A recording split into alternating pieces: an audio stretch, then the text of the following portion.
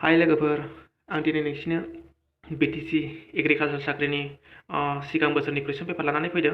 नोंथांमोना भिडिअखौ जागायनायनिफ्राय जोबजासे नायबानो जाबाय। मा फैदोंमोन एग्जामाव बेनि सोमोन्दै जों दिनै रायलायगोन। जों बेयाव जेनेरेल नलेजखौल' रायलायगोन। नोंथांमोना जुदि सिलेबासखौ नायाखैबा भिडिअनि डिसक्रिपसनाव सिलेबासखौबो नायनो हागोन। बेयाव जों जेनेरेल नलेज पार्ट 1खौ रायलायगोन। नेक्स्ट भिडिअआव जों जेनेरेल मेथामेटिक्स आरो इंलिसफोरखौ रायलायगोन। बेयाव जों जेनेरेल नलेजखौ दानिया रायलायदिनि। भिडिअखौ स्टार्ट खालामनायनि सिगां नोंथांमोननिसिम आंनि मोनसे रिक्वेस्ट, जुदि नोंथाङा आंनि चेनेलाव गोदानबा आंनि एडभान्स बड'लेण्ड इउटिउब चेनेलखौ साबस्क्राइब खालाम। साबस्क्राइब खालामनो थाखाय नैबे गोजा साबस्क्राइब बटन नुखागोन। बेजों लोगोसे नैबे बेल आइकन फैबा बेलाव थुनानै अलाव होनानै ला, जाहाथे आं नेक्स्टआव इंलिस मेथामेटिक्सफोरनि एन्सारखौ हगारबा नोंथांमोना नुनो हायो। स' जों दानिया भिडिअखौ जागायदिनि। आं खिन्थानाय एन्सारफोरा माबाफोर मिस्टेक जायोबा नोंथांमोना कमेन्ट सेक्सनाव खिन्थाहरनो हागोन। नेक्स्ट भिडिअआव जों इंलिसखौ रायलायगोन, बेनिखायनो नोंथांमोना साबस्क्राइब खालामनानै ला चेनेलखौ। Thank you. बियो जेनेरेल नलेजल'। जुदि नोंथांमोना जेनेरेल मेथामेटिक्स आरो दस्रा पार्टफोरनिखौ नांगौबा नोंथांमोना भिडिअनि कमेन्ट खालामनो हागोन। आरो नोंथांमोना सिलेबासखौ नायाखैबा भिडिअनि डिसक्रिपसनाव आं सिलेबासखौ होखागोन, नोंथांमोना बेनिफ्रायबो नायनो हागोन। जेनेरेल नलेजनिफ्राय मा फैगोन आरो जेनेरेल मेथामेटिक्सफोरनिफ्राय मा फैगोन सिलेबास रानजोबखानाय दङ, नोंथांमोना नायनो हागोन। जेनेरेल नलेजनिफ्राय नै फार्स्टआवनो दंमोन जाहैबाय, माने ओरैहाय सिगाङाव मेथामेटिक्स दंमोन, जेनेरेल इंलिसबो थानो हागौ, जेनेरेल इंलिसमोन, ओरै गाहायाव मेथामेटिक्स दं। आं दिनै जेनेरेल नलेजनि पार्ट 1खौल' नोंसिनो खोन्थागोन। नोंथांमोना नेक्स्ट भिडिअ एबा जेनेरेल इंलिसफोरखौ नांगौबा नोंथांमोना कमेन्ट खालामनानै गाहायाव बुंहरनो हागोन। दानिया जों भिडिअखौ जागायदिनि। Number 26, the number of state in India is, इन्डियानाव दा बेसेबां स्टेट दं बेखौ नोंथांमोना गोरोन्थि खालामनो हागौ। दा इन्डियानाव सिगां 29टा स्टेट दंमोन, दायो जम्मु एन्ड काश्मीरखौ सिफायनानै इउनियन टेरिटरि बानायबाय, लादाख एन्ड जम्मु। नोंथांमोना बेनि दा कारेक्ट एन्सारा जाहैबाय 28। दा इन्डियानाव 28टाल' स्टेट दङ, सिगां 29मोन जम्मु एन्ड काश्मीरखौ लानानै, नाथाय बेखौ दा सेन्ट्रेल गभर्नमेन्टआ दाख्लैसो थांनाय बावै सिफायनानै लादाख एन्ड जम्मु खालामनानै होबाय। बेनिखायनो नोंथांमोना कनफिउस जानो नाङा, इन्डियानाव दासान्दि 28टा स्टेट दङ। नाम्बार 27आव दं जाहैबाय, who is the human resource development minister of India. Human development minister, इन्डियानि मिनिस्टारा सोर होनदों? बिनि कारेक्ट एन्सारा जाहैगोन अपसन ए, रामेश पाखेरा नायसार। अपसन ए आ बिनि कारेक्ट एन्सार। दानिया दं जाहैबाय नै 28आव, who is the last viceroy of British India. इन्डियानि लास्ट ब्रिटिश वाइसरयआ सोरमोन? बेखौथ' बयबो मिथिखागौ, लर्ड माउन्टबेटेन। अपसन डि आ बिनि कारेक्ट एन्सार। 29 दं जाहैबाय नै, दा नेम अफ लेन्डार इन चन्द्रयान 2 इज। चन्द्रयान 2नि लेन्डारनि नामा मा? बिक्रम। बिनि कारेक्ट एन्सारा जाहैगोन, बेखौथ' मिथिखागौ, चन्द्रयान 2खौ नै दाख्लैसो जोंनि भारतआ दैथायहरदोंमोन, नाथाय बियो साक्सेस जायासै, थेवबो बिक्रम।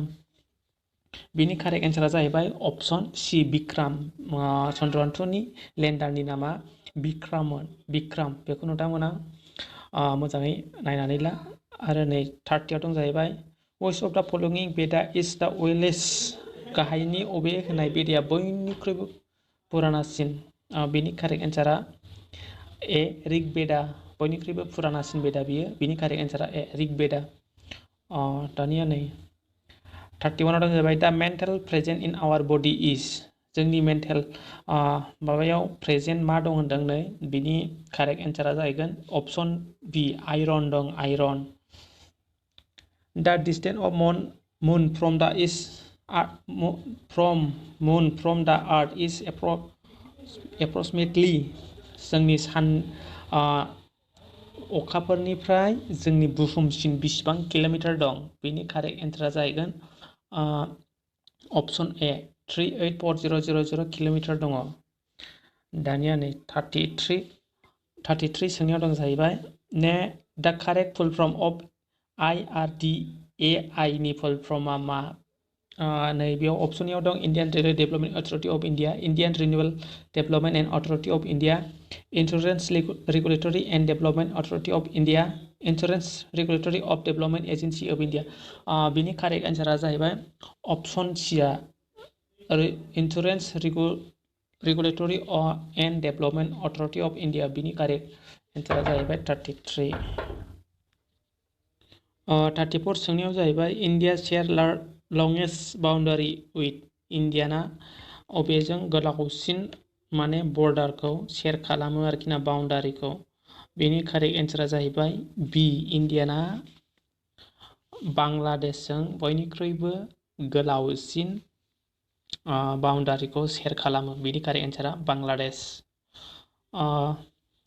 35 जाबाय दा लार्जेस्ट लेक अफ इन्डिया माने इन्डियानि बयनिख्रुइबो लार्जेस्ट लेक माने मा लैथो बिलो बियो जाहैबाय बेयाव होनाय दङ नै बियो बिनि कारेक्ट एन्सारा जाहैबाय बी नैबे लानार लेक बिनि कारेक्ट एन्सारा नै बेयाव 36 आव नै एसे रिजिडिंनि होदों बिसोरो फाइन्ड आउट द मिसिं फिगार फ्रम द एन्सार फलोइं बिल' होदों नै बियो बोरै नोंथांमोननो बेयाव नै ओरै थिर गावदों बेयावबो ओरै दानिया नै बेयाव ओरै गावफ्लायदों ओरै थांदों बिनि कारेक्ट एन्सारा मा जागोन नैबे सोंनायाव नै नोंथांमोना बेयाव नायबा नुनो हायो बिनि कारेक्ट एन्सारा जागोन जाहैबाय अप्सन सि ओरै थांगोन ओरै फैगोन नै बेफोरखौ नायनानै मोजां बुजिबानो नोंथांमोना मिथिखागोन बिनि कारेक्ट एन्सारा सि दानिया 37 बिनि कारेक्ट एन्सारा जाहैबाय अप्सन सिया जागोन दे नै अप्सन सिया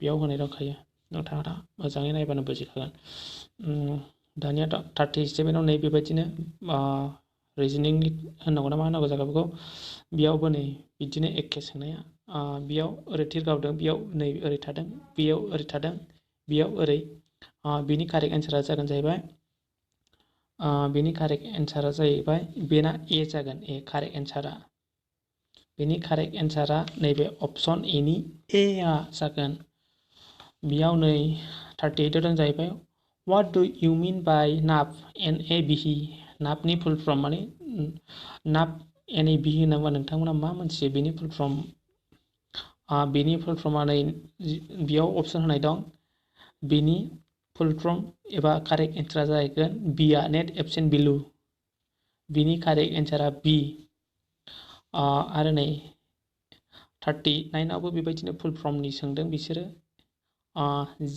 RTGS नि फुल फर्मा मा एब्रिभिएशन होनदों फुल फर्मा मा बिनि कारेक्ट एन्सारा जाहैगोन 39 नि कारेक्ट एन्सारा बी रियेल टाइम ग्रस सेटलमेन्ट बिनि कारेक्ट एन्सारा अप्सन बी दानिया नै 40 आव दं जाहैबाय केलकार कमिसन 2002 is issued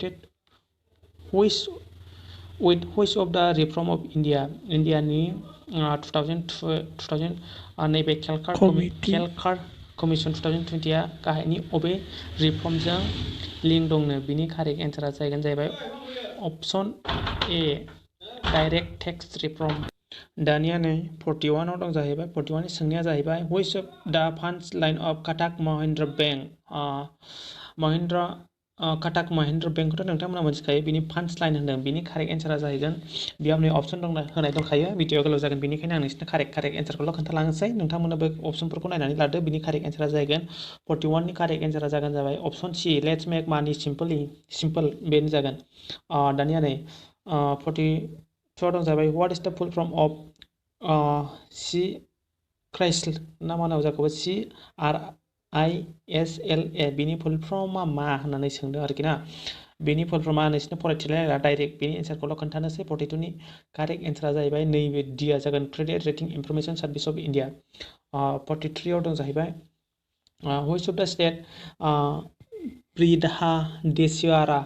बृहदेश्वरा मन्दिरा अबाहाय दं नै इन्डियानि बबे जायगायाव दं बेनि 43 नि कारेक्ट एन्सारा जाहैबाय तामिलनाडुआव दं बे मन्दिरा तामिलनाडुआव अप्सन सि दानिया 44 on which date is the national day of happiness celebrated in every year अबे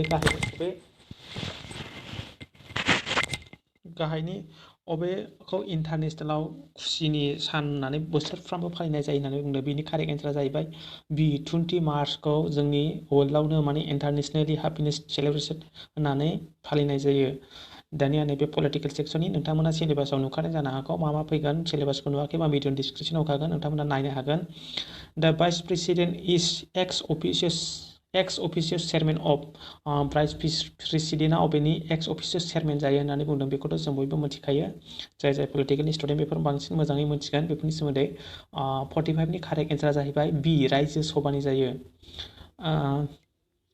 46निया जाहैबाय नै 46आव सोंनाय दङ जाहैबाय the prime minister is appointed by which of the following prime minister इन्डियानि प्राइम मिनिस्टारखौ सोर एपइन्ट खालामो होनदों माने सोर एपइन्ट खालामो सोर थिसनो आरोखि ना बिनि 46नि कारेक्ट एन्सारा जाहैबाय प्रेसिडेन्ट बेखौ गोसोआव ला नोंथांमोना जायखिजाया इन्डियानि चिफ जास्टिसआनो जा मायानो जा गासैबो प्रेसिडेन्टआनो एपइन्ट खालामजोबो बिदिनो हु इज दा एपइन्ट बेफोरबायदि president of chief justice of India बेफोरबायदि होनबानो नोंथांमोना गोसोआव ला बियो प्रेसिडेन्ट जाजोबगोन गभर्नरबाबो प्रेसिडेन्टआनो एपइन्ट खालामो बेफोरखौ नोंसोर कनफिउज जानाङा बेनि कारेक्ट एन्सारा अप्शन बि प्रेसिडेन्ट एपइन्ट खालामो 47आव दं जाहैबाय मुक्कान्दा आफानिसा दा मुक्कायाना आफासिया एन्ड दा Brahma Upanishad one associated with the following Vedas बे Vedasनि माने बे अबे बेदाजों बे गोजौआव होनाय मुन्दाका बेफोरबायदि होननाया अबे बेदाजों एसोसिएट जायोनो लिंक दं माने बिनि कारेक्ट एन्सारा 47नि कारेक्ट एन्सारा जाहैबाय अप्शन एआ जागोन नै अथर्वा बेदाजों एसोसिएट जायो 48आव दं जाहैबाय हु इज द first women Berkshire in 18 years to enter the final women's world boxing championship 2019 in her middle approach बिनि कारेक्ट एन्सारा जाहैगोन 18 बोसोर फाइनाल हिन्जावा फाइनाल वुमेन बक्सिं चेम्पियनशिप 2019आव एन्ट्रि खालामामोन होनदों आरोखि ना बेनो जोंनि बिनि कारेक्ट एन्सारा जाहैगोन अप्शन डिआ जागोन मन्जु रानी बेयाव नै मेरि कम होदोंमोन जमुना बर' होदोंमोन लाभलिना बरग'हाइ होदोंमोन बिनि कारेक्ट एन्सारा मन्जु रानी 49 दं जाहैबाय दा will Bennett his speed A biography of बे लेखा बेयो सोरनि जिउ जारिमिनजों जिउनि जारिमिन बाय'ग्राफि बे माबानि सोमोन्दै लिरनाय आरोखि ना मानसिनि सोमोन्दै होनदों बेनि कारेक्ट एन्सारा जाहैगोन अप्शन डि सचिन तेन्दुलकारनि जों लिरनाय बियो लिंक दं दा विल बेनेट हिज स्पीड 50 बेनो लास्ट कुइसन जेनेरेल नलेजनि थाखाय 25 माने 25टा कुइसन होजोबखायो 100 मार्कनि नालाय नोंथांमोना बेखौ कनफिउज जानाङा जेनेरेल नलेजनिफ्राय 50 जेनेरेल नलेजनिफ्राय 25 इंलिसनिफ्राय 25 बेफोरखौ मार्कआव राननाय दंजोबखायो लास्ट कुइसन नै which of the following country has a host of 2019 Commonwealth Game बेखौथ' नोंथांमोना बयबो मिथिखायो जायहा गेमनि नलेज दं बिनि कारेक्ट एन्सारा जाहैबाय बिनि कारेक्ट एन्सारा अप्शन सी अस्ट्रेलिया जुदि नोंथांमोना माबाफोर बुजियाखैबा एबा आंनि एन्सार बुंनाया माबाफोर गोरोन्थि जादोंबा नोंथांमोना कमेन्टआव बुंनो हागोन आंनि भिडिअआ बांद्राय मोजां जायाखै जानो हागौ बुंनाया थाब मानोना आं गोदान बेनि थाखाय नोंथांमोना सरि बिनाय थाबाय नोंथांमोना जुदि जेनेरेल इंलिसफोराव माबायदि फैदोंमोन बेफोरनि एसेबाबो आइडिया नांगौबा भिडिअनि कमेन्ट सेक्सनाव सोंहरनो हागोन जेन'बा आरो नोंथांमोना जेनेरेल इंलिस जेन'बा मेथामेटिक्सफोरनि सोमोन्दै भिडिअखौ नांगौबा कमेन्टआव खोन्थाहरबानो जाबाय बेफोरो जेनेरेल इंलिसनिमोन आं नोंथांमोननो जुदि नांगौबा नेक्स्ट भिडिअआव खोन्थानोसै भिडिअनि कमेन्टआव बुंहरनो हागोन नोंथांमोना जुदि नाङाबा आं बानायला जायनो नांगौ बिथांमोना नोंसोरो बिदि नाम्बारखौ होनोबा आं खालामनोसै जेनेरेल मेथामेटिक्स गासैनिखौबो जुदि नाङाबा नोंथांमोना बानायलिया अन्नानै भिडिअखौ मोजां मोनदोंबा लाइक आरो आंनि चेनेलाव गोदानबा साबस्क्राइब खालाम जाहाथे बेबायदिनो आं गोदान भिडिअ हगारोबा एबा नेक्स्टआव आं मेथामेटिक्स जेनेरेल इंलिसफोरनिखौ हगारोबा नोंथांमोना नुनो हायो आरो बिनिफ्राय एग्जामाव मोजाङै लिरनो हायो अन्नानै आंनि चेनेलखौ साबस्क्राइब खालाम थेंक इउ